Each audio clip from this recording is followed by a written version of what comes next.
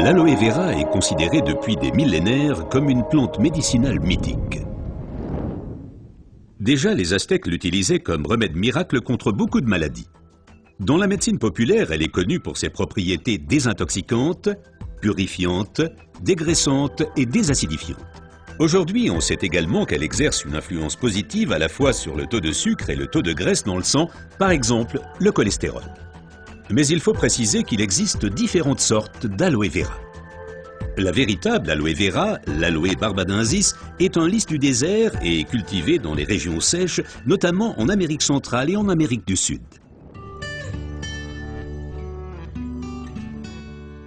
L'efficacité de l'aloe vera dépend principalement de son traitement, mais les différences se font dès la récolte. Pour éviter d'abîmer la plante, les feuilles doivent être coupées à la main. Comme la pellicule supérieure de la feuille contient de l'aloïne toxique qui protège la plante contre les animaux et a un effet laxatif pour l'être humain, il faut bien séparer l'enveloppe du gel intérieur. Le gel est du reste l'élément le plus précieux de l'aloe vera. Il contient à lui seul plus de 150 composants importants et bénéfiques pour la santé tels que vitamines, enzymes, polysaccharides et oligoéléments. Et c'est précisément cette combinaison unique, cette association de différentes substances qui entraîne l'effet médicinal. L'un des composants les plus importants est l'acémanal. Il a une influence positive sur le système immunitaire et diminue d'autre part les inflammations et les radicaux libres. Le résultat, une amélioration de l'apport en oxygène. Observons ce phénomène de plus près. Le sang assimile l'oxygène dans le poumon et le transporte à travers les vaisseaux sanguins vers les cellules. Les gros vaisseaux se divisent et deviennent de plus en plus petits pour devenir enfin des vaisseaux capillaires. Les capillaires sont les plus petits vaisseaux sanguins. C'est là qu'a lieu le transfert de l'oxygène du vaisseau sanguin vers les cellules.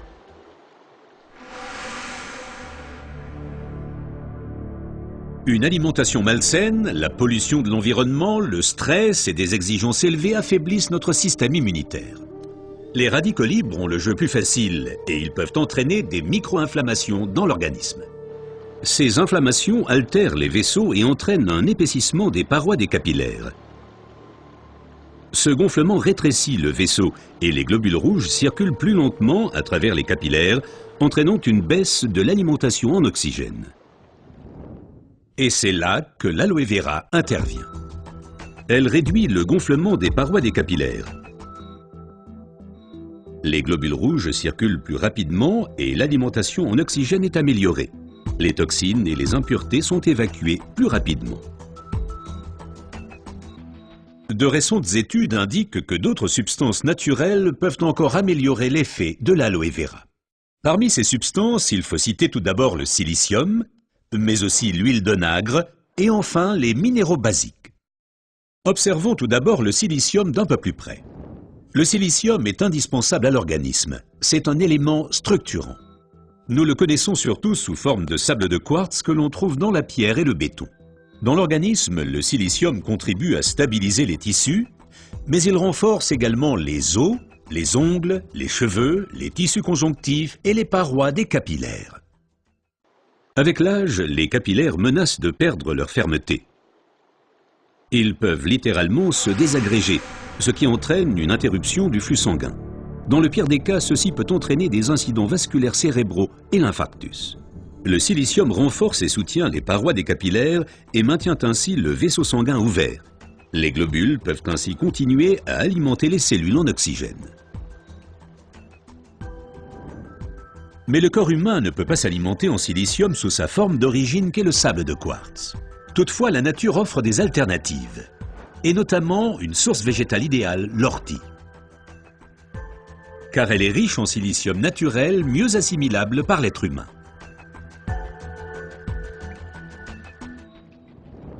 Une oxygénation optimale ne dépend pas uniquement des capillaires, mais aussi et surtout de l'état du sang.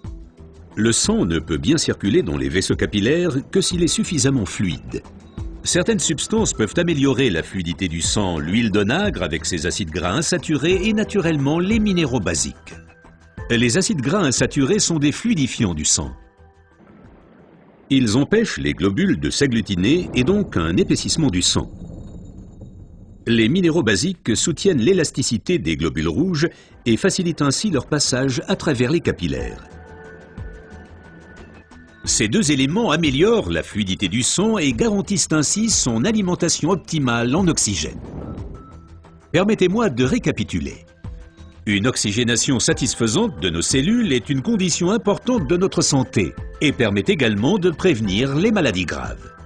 L'aloe vera et son effet décongestionnant améliorent l'oxygénation.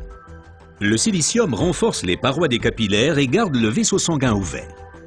Cet effet est renforcé par l'huile d'onagre et aussi par les minéraux basiques.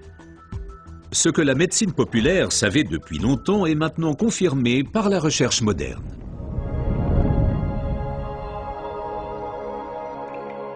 L'aloe vera améliore l'apport en oxygène et donc votre santé. Car l'oxygène signifie la vie. Faites confiance à l'aloe vera.